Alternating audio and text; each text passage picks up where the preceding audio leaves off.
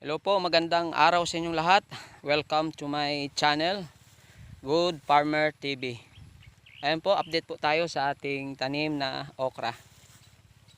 At salamat sa Panginoon na talagang napakalusog ng ating okra ngayon. Ayan po, kitang-kita yun naman yan oh. Grabe ang puno niya. Ang laki. Parang isang ano na. Talagang malaki ang puno niya. Bihira lang ako nito na nakapagtanim na ganito talaga ang puno. Sobrang laki. Ayan oh. Ang ginawa lang natin dito ay hindi nga tayo nag-abuno rito eh. Dahil ang dami ng nilagay nating ipot ng manok. Kaya ganito ang kanyang resulta. Kahit na yung dikit-dikit yung ating tanim, pero tingnan nyo naman, talagang napakalusog. Ang laki talaga ng puno. Grabe ang isa nito, grabe oh. Tapos ang sanga, napakaraming sanga. Pag mataba pala, grabe ang sanga. Ayan. Ilang sanga yan at nagbawas pa nga kami dyan. Nagtira lang tayo ng 3 o 4 kasi marami ang sanga. At ayan po yung dito at nag-pruning nga tayo kasi talagang ang lapad ng dahon niya oh. Tingnan nyo naman oh, iba. Ganito kalapad oh. Oh, kasi ang daliri ko, ang kamay ko parang sa isang biyak lang ng kanyang dahon ang kamay ko. Ayan oh, ang lapad ng ano niya talaga, dahon at saka puno, ang lalaki. Ayan po, at nag-ano na nga siya eh, namumulaklak na, kaya nag-pruning lang tayo. O nagtanggal ng sanga at ng dahon para pag nag-harvest na tayo ay at makikita na natin yung mga bunga.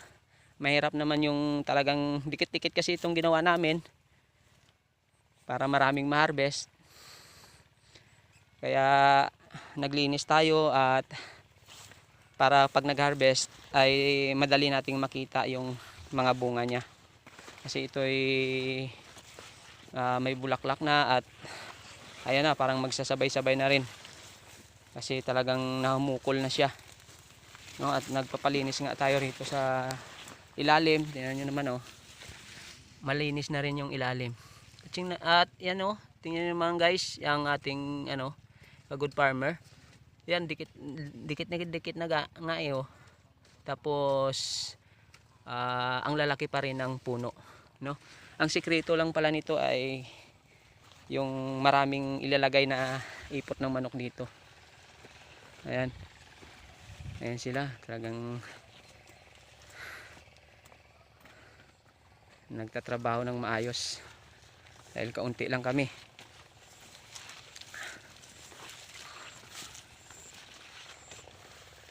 Dinamihan natin kasi ng lagay ng ipot ng manok dito. Kaya ganitong kalaki ang mga puno niya. Ayan oh. Ang lalaki ng puno. At saka ang advantage dito nagtatanggal ng dahon. Dahil yung ibang sanga ay para makakita ng maana ng araw. No, masilakan ng araw.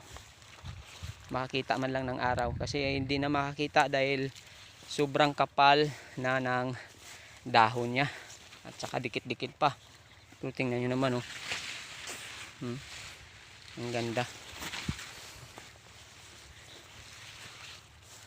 Ang lulusog, ang lalapad ng dahon. Ayan, 1 kilo po yung tanim natin dito na okra. At ano lang ito, maliit lang ito, nasa kulang-kulang nasa half hectare ito yata yung tinamnan natin. Ayan oh, grabe, nagpalinis tayo kasi talagang makapal at tikit-tikit yung pagtanim natin.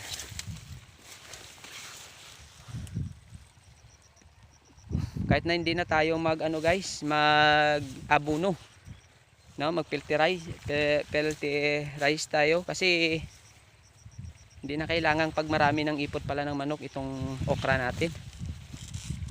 Kasi talagang mataba siya.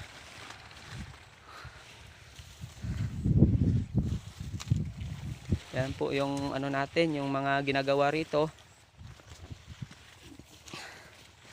para gumanda ang ating mga pananim. Ayan, tingnan nyo naman guys, kung ito, tingnan nyo ang mga hindi pa na pruningan. Yan o, iba masukal, parang dami ng dahon. Pag nag harvest ka hindi makita yung mga bunga.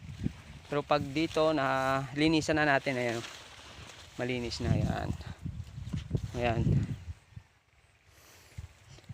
ayan, napakalinis na ng ating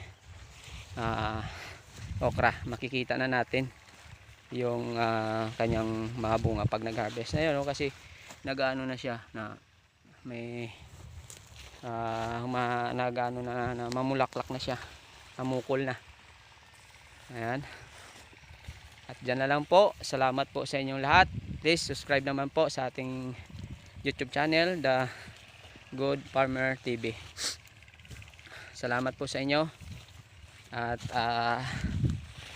sana mag-comment naman po dyan yung may alam na talaga. At baka may nakikita kayong mali sa aking mga sinasabi, sa aking mga tanim, sa aking kung may mali dito sa aming ginawa.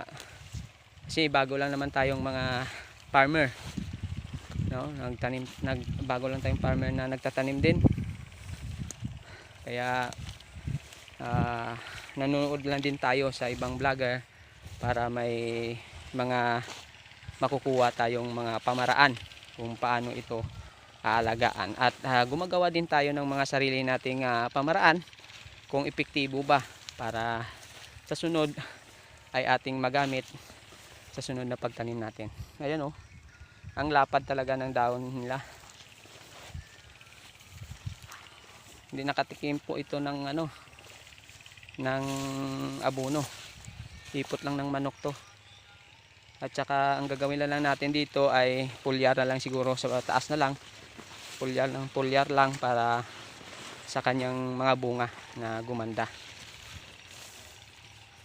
Ayan po, salamat po sa inyo lahat. Naway ingatan tayo ng ating Panginoon.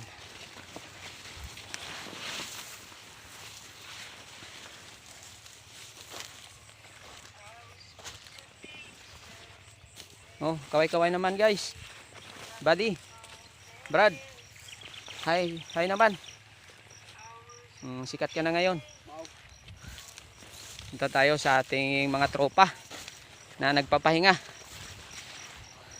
Tapusin mo na yan, mag-almusal na tayo. Ayan po sila. Kasi napakaganda ng panahon ngayon. Walang ulan, ilang araw na naulan dito. Kaya salamat sa ating Panginoon na uminit naman. Nagpakita naman yung haring araw. Ayan.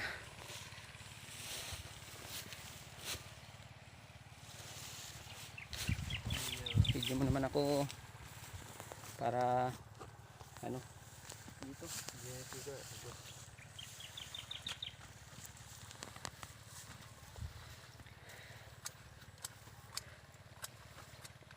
Babawasan lang natin yung mga dahon guys para makahinga naman ang ating tanim.